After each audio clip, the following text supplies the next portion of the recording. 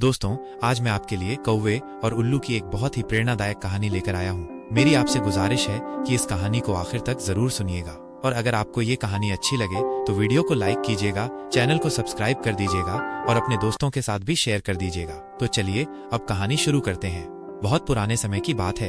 एक घने जंगल में बहुत सारे अलग अलग तरह के जानवर और पक्षी रहते थे। उन सभी पक्षियों का राजा एक हंस था, लेकिन उस हंस राजा को अपने राजपाट से ज्यादा कोई मतलब नहीं था। उसका ज्यादातर समय भगवान की भक्ति में ही गुजरता था। राजा के राजकाज में ध्यान न देने की वजह से उस राज्य की सारी व्यवस्था धीरे धीरे बिगड़ने लगी थी। राजा किसी भी चीज पर रोक टोक नहीं लगाता था, जिसकी वजह से जंगल में बाहर के पक्षी भी आकर कब्जा करने लगे थे। इस बात से परेशान होकर जंगल के सभी मंत्रियों और सेनापतियों ने एक सभा बुलाई।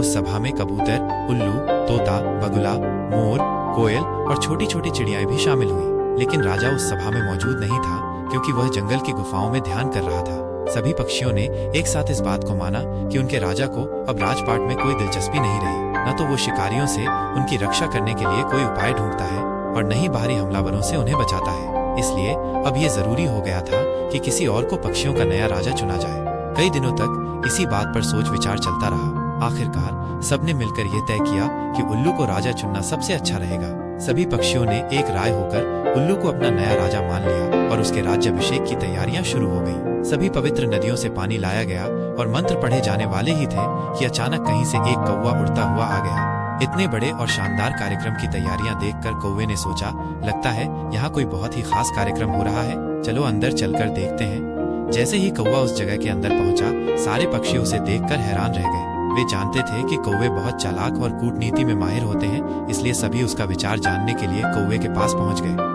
जब कौवे को पता चला कि यहाँ तो उल्लू का राज्याभिषेक होने वाला है, तो वो जोर से हंसने लगा और बोला, क्या मोर, सारस और तोते जैसे इतने सुंदर और ज्ञानी पक्षियों के होते हुए तुम इस टेढ़ी नाक वाले, बदसूरत और दिन में न देख पाने वाले उल्लू को राजा बना रहे हो? ये चुनाव ही बिल्कुल गलत है। उल्लुओं का स्वभाव तो कड़वा बोलने वाला और गुस्से वाला होता है, जो कि एक राजा के लिए बिल्कुल भी अच्छा नहीं माना जाता। और अभी तो तुम्हारा पुराना राजा जिंदा है।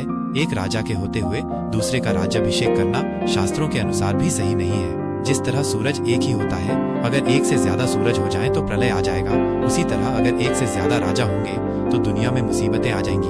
अगर तुम उल्लू जैसे डरपोक, कड़वी बात बोलने वाले, आलसी और नीच पक्षी को राजा बनाओगे तो मुसीबतें आना तो तय है। सभी पक्षियों ने कौवे की बात बहुत ध्यान से सुनी और उन्हें लगा कि कौवा सच कह रहा है। इसलिए सभी पक्षियों ने उल्लू का राज्याभिषेक रोक दिया और अपने अपने घर चले गए। उस जगह पर सिर्फ कौवा और उल्लू ही बचे रह गए। कौवे की वजह से अपना राज्याभिषेक रुक जाने के कारण उल्लू उस कौवे पर बहुत गुस्सा हुआ और उसे घूरते हुए बोला, ओ दुष्ट कौवे, तेरी वजह से आज मैं राजा नहीं बन सका। अगर तू न आता और अपनी ये ज्ञान की बात न कहता तो अब तक मैं राजा बन गया होता। याद रखना, मैं अपने इस अपमान का बदला जरूर लूंगा। आज से तेरा और मेरे पूरे वंश का हमेशा के लिए बैर रहेगा।